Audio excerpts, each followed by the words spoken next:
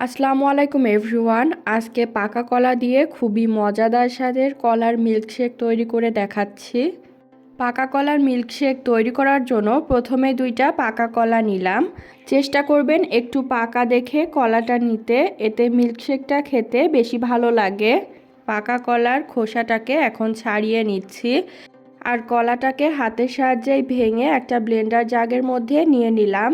এখন এর মধ্যে দিয়ে দিচ্ছি কয়েকটা কাজু বাদাম, তারপর দিয়ে দিচ্ছি স্বাদ মতো 3 থেকে 4 টেবিল চামচ চিনি, 1 চিমটি লবণ, আধা লিটার তরল ঠান্ডা দুধ। আর দুধটাকে আমি প্রথমেই জাল দিয়ে ঘন করে নিয়েছি। আর দিয়ে দিলাম কয়েকটা বরফ। এখানে যদি হাতের কাছে ভ্যানিলা আইসক্রিম থাকে তাহলে আইসক্রিমটা দিলে খেতে আরও বেশি ভালো লাগবে।